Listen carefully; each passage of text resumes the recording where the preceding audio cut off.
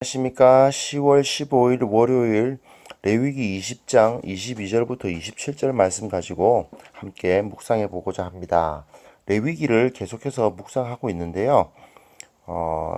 레위기에서의 그 주제 그것만 꼭 잊지 마셨으면 좋겠습니다. 레위기는 거룩함에 대해서 계속해서 이야기를 하죠. 근데 오늘 본문에서는 특별히 이 거룩함과 관련돼서 땅의 문제와 그 선민의식 그 문제가 이제 함께 연결되어 있습니다. 모세오경에서의 땅, 히브리어에서 에레츠인데요. 이게 굉장히 중요한 의미를 가지고 있습니다. 모세가 오경을 이제 이스라엘에게 주는 이유 자체가 이제 곧 가나안 땅에 들어가 살게 될 것이기 때문인 거죠. 지금 생각해 보세요. 모세는 지금 이 모세 오경을 창세기부터 신명기까지 그것을 이스라엘에게 줄 때 어디에 있었겠어요? 바로 그 요단강 건너가기 전 그 상황이 있었지 않았겠습니까? 그 상황에서 이스라엘 백성들에게 무슨 이야기를 하고 싶었겠어요? 결국은 저 땅에 들어가서 저 땅에서 거룩하게 살지 않으면 너희들이 쫓겨날 것이다.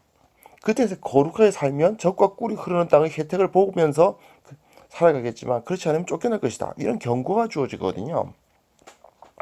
만약 이스라엘이 거룩함을 지키면 마치 아담이 에덴 동산에서 그 땅을 다스렸던 것처럼 젖과 꿀이 흐르는 땅, 그 가나안 땅을 다스릴 수 있을 것입니다. 그러나 만일 이스라엘이 거기서 죄를 짓고 하나님 앞에서 그 거룩함을 잃어버리면 아담에게 땅이 가시덤불과 엉겅퀴를 냈던 것처럼 그 땅이 오염될 것이고 결국 그 땅이 이스라엘을 토해내는 그 아담이 에덴에서 쫓겨난 것과 같은 결과를 맺게 되는 거죠.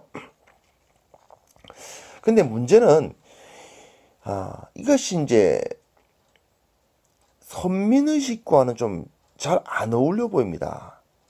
일반적인 경우 선민의식이라면 어떨까요? 우리는 택함받은 민족이야 이렇게 하면 우리는 뭐 저 땅을 차지할 자격이 있고 우리는 하나님 나라에서 높은 자들이기 때문에 저들보다 위에 서서 지배할 수 있다. 뭐 이런 의식을 말하거든요. 뭐 대표적인 게 그 2차 세계대전 나치 자기네들은 뭐 우월한 이제 그 게르만 민족이다. 뭐 이런 식으로 해서 다른 민족을 막 무시하고 그리고 우리는 선택받은 민족이다. 우리는 거룩한 우리는 뭐 다른 그 종족과는 다르다. 뭐 이런 식으로 말하는 게 선민의식이잖아요. 그런데 이스라엘의 선민의식은 좀 이상합니다.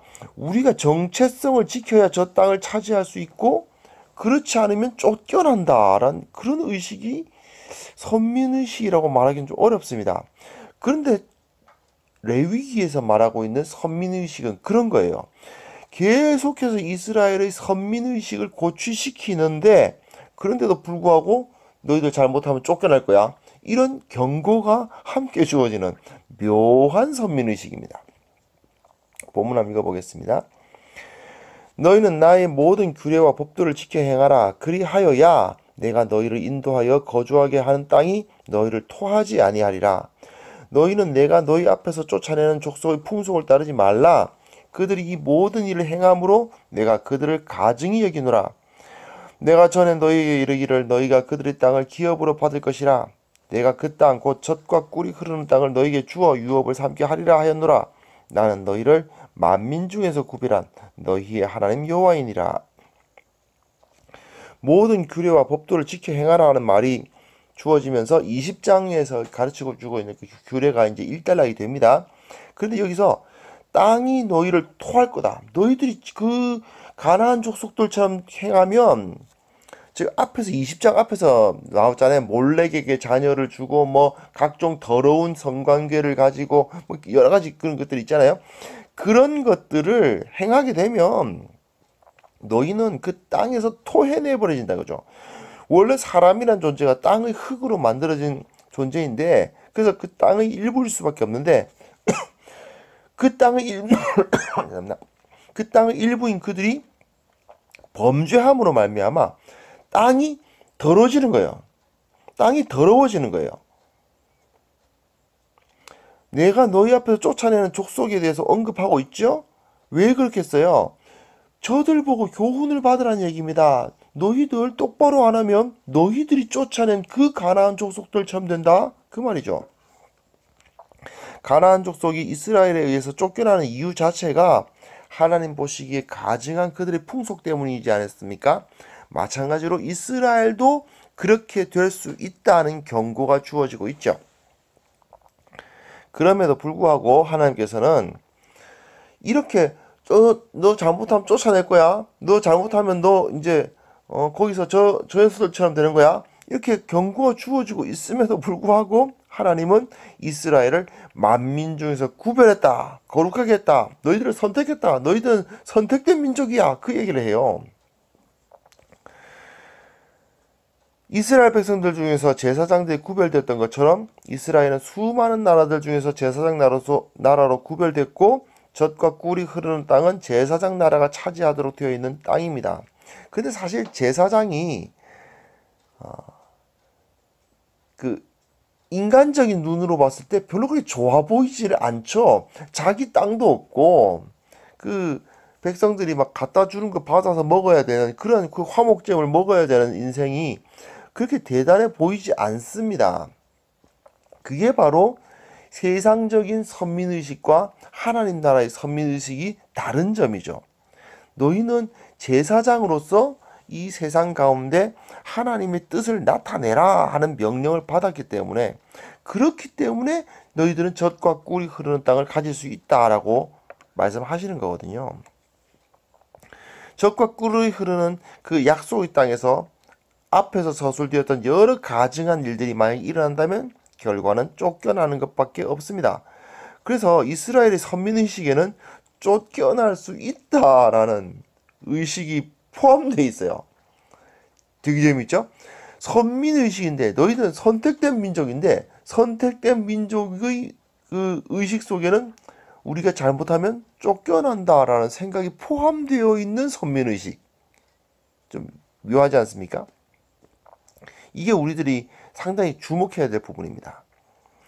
너희는 짐승이 정하고 부정함과 새가 정하고 부정함을 구별하고 내가 너희를 위하여 부정한 것으로 구별한 짐승이나 새나 땅에 기는 것들로 너희의 몸을 더럽히지 말라. 너희는 나에게 거룩할지어다. 이는 나 여호와가 거룩하고 내가 또 너희를 나의 소유로 삼으려고 너희를 만민 중에서 구별하였음이니라. 결국 결론은 이거예요.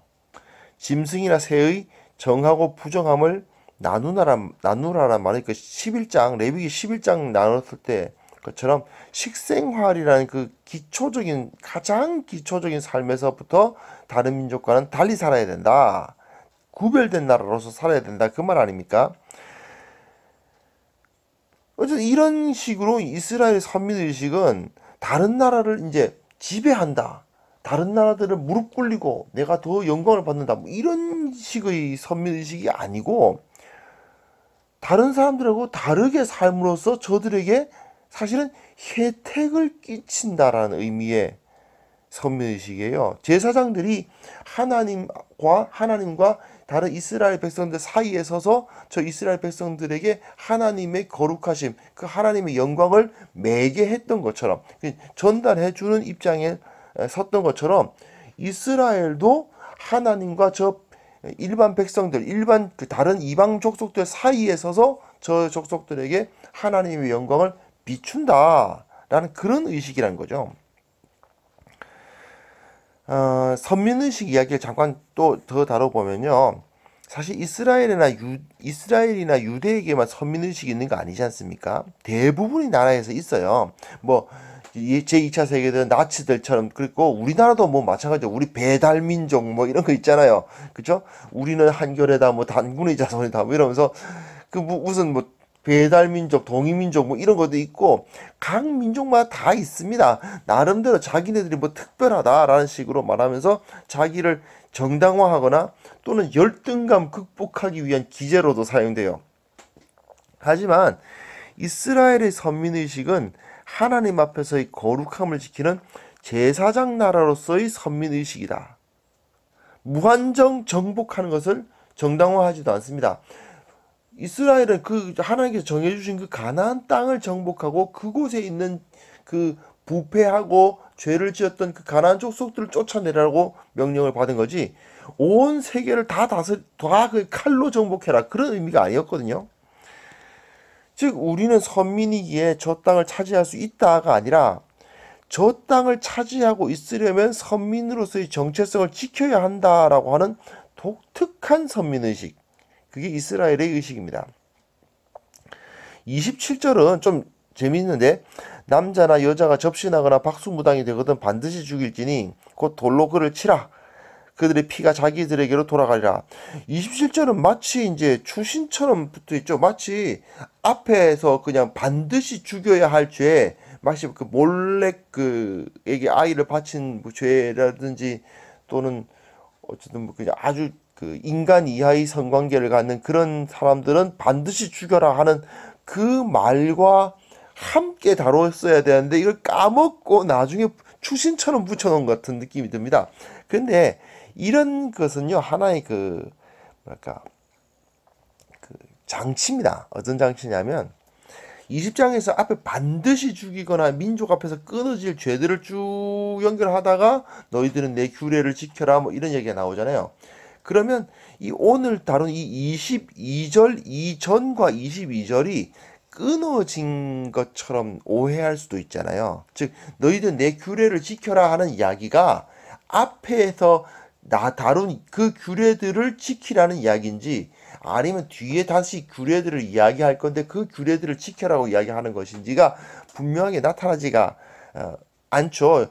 사실 이 시대는 우리는 그 뭐 장을 나누는데 제1장, 제2장 이런 식으로 나눈다든지, 아니면 그 줄바꿈을 해가지고 한 칸 띄어서 이게 쓴다든지, 또는 이런 식으로 이렇게 그런 걸 표현하는데, 성경은 그런 게 아니고 이런 식으로 앞에서 나왔을 법한 이야기를 다시 맨 마지막에 반복함으로써 이제 그 앞의 내용이 계속 이어져 내려오고 있다, 한 덩어리다, 그 얘기를 하고 있는 겁니다.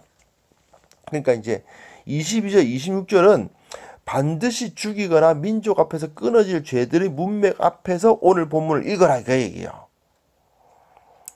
그래서 접신 무당같이 하나님을 올바로 섬기지 않고 이방 종교에서 행하는 일을 따르는 자들, 즉 거룩함을 지키지 않는 자들은 반드시 죽거나 쫓겨난다. 이스라엘이 이걸 안 지키면 전체가 다 쫓겨난다. 이 메시지를 꼭 기억하라, 이 이야기입니다. 자, 선민의식 이야기 좀 더 해보면요, 우리 그리스도인들은 선민의식 가져야 합니다. 하나님께서 우리를 택하셨다, 우리는 택하신 백성이다라는 것을 의식해야 합니다. 그런데 문제는 가끔 가다 보면 이 그리스도인들 중에서 선민의식을 오해하시는 경우가 너무 많아요. 극단적인 경우가 이제 독일 극우 나치들, 이런 경우가 극단적인 경우고요. 또 이제 어쨌든 우리는 그리스도인들은 하나님의 구원받은 백성들이고 쟤네들은 다 지옥의 불쏘시개다, 뭐 이런 식으로 생각하시는 분들도 있는데, 사실 그게 아닙니다. 그리고 또 다른 경우는 뭐냐면, 한번 믿기만 하면 땡이다, 끝난다, 그런 식이에요. 한번 믿으면 선민 되었으니까 무조건 구원받고, 그런 식으로 생각하시는 분들이 많아요. 난 선민인데 왜 하나님께서 날 버리시겠어, 뭐 이런 식이죠. 근데 좀 이상한 태도입니다. 사실은 성경을 제대로 알지 못하는 데서 나오는 비극이죠. 이스라엘은 다른 민족들을 착취하기 위해서가 아니라 다른 민족들을 살리고 하나님을 알게 하기 위해서 선택되었다는 걸 기억해야 됩니다. 그러므로 비유를 들자면, 그리스도인들의 선민사상은 마치 과거의 가난한 집안을 일으키기 위해서 형제들이 많은데 장남 하나한테, 야, 부모님이 내가 이제 우골탑이라 그러죠.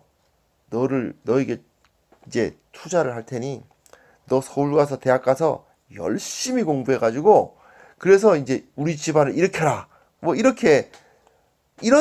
그 선택이에요. 만약에 그 장남이 제대로 된 녀석이라면 정말 서울 가서 집안을 위해서 최선을 다해서 공부하겠죠. 어떻게든 부모님들이 그 학비 부담 들어드리려고 노력하겠죠. 그리고 동생들에게도 혜택이 돌아가도록 하기 위해서 노력을 하겠죠. 그죠? 그래서 좋은 직장 들어가면 어떻게든 자기 쓸 것 나누어서라도 동생들에게 다시 교육의 혜택을 준다든지 어떻게든 해서 그 집안을 세우려고 노력을 할 것입니다. 그게 제대로 된 이제 선택받은 장남이죠. 근데 만약에 그 녀석이 그러질 않고 자기 혼자 그 대학 교육의 열매를 다 누리고 부모님과 동생들은 나 몰라라 한다. 이러면 어떻게 되겠습니까? 결국 하나님의 말씀에 의하면 결국 그 장남은 그 장남이 결국 그 이스라엘이니까요. 또 그리스도인입니다. 결국은 부끄러움을 당하고 그 대학 교육 받고 뭐 자기가 했던 그 열매를 다 빼앗기게 될 거다. 그 얘기예요. 레위기는 이런 다른 모든 민족을 살리는 선민으로서 역할을 감당하려면 어떻게 해야 되느냐? 그럼 너희가 저 땅에 있는 모든 민족들에게 하나님의 영광을 드러내려면 어떻게 해야 되느냐? 너희가 먼저 거룩한 삶을 살아라. 그렇게 가르치고 있거든요. 근데 바울은 신약 시대의 성도들이 어떻게 거룩한 민족, 선택된 민족으로서 행해야 될 것인가를 가르치고 있는데 이겁니다. 그러므로 너희는 하나님이 택하사 거룩하고 사랑받는 자처럼, 사실은 사랑받는 자로서 이런 뜻이죠. 긍휼과 자비와 겸손과 온유와 오래 참음을 옷 입어라. 그렇게 가르치고 있습니다. 우리는 긍휼, 자비, 겸손, 온유, 오래 참음을 실천함으로써 다른 사람들과는 다른 거룩한 삶을 살도록 부르심을 받았습니다. 우리는 우리 혼자 우리끼리만 구원받는 것으로 이제 만족하는 사람이 아니죠. 그게 아니고 만약에 그런 식으로 생각하고 또 내가 한번 구원받았으니까 영원히 구원받을 것이라고 생각하게 되면 결국 그 장남이 부끄러움을 당하게 되는 것처럼 세상에서 부끄러움을 당하게 될 것입니다. 하나님께서는 우리에게 사명을 주셨어요. 이 땅을 구원하라는 사명을 주셨습니다. 우리가 그 사명을 어떻게 생각하고 어떤 마음으로 접근하느냐가 가장 중요합니다. 우리가 하루를 거룩하게 살려고 하는 이유는 단순히 내가 구원받기 위해서도 아니고요. 단순히 뭐 그게 편하기 때문도 아니고요. 내가 그 거룩한 삶을 세상 가운데 나타냄으로써 사람들이 그것을 보고 그것이 빛이죠. 그 빛을 보고 하나님을 알도록 하게 하기 위함입니다. 이것을 기억하시고 그 사명감을 가지고 오늘 하루 잘 살아가실 수 있었으면 좋겠습니다. 기도합니다. 아버지 하나님, 월요일이 되었습니다. 이 사명감 가지고 우리가 살아갈 수 있도록 도와주옵소서. 내가 거룩하게 살아감으로써 이 세상이 구원받는다는 사실을 깨닫고 자부심을 가지고 택함 받은 백성답게 살아가는 우리 모두가 되게 하여 주옵소서. 예수 그리스도의 이름으로 기도합니다. 아멘.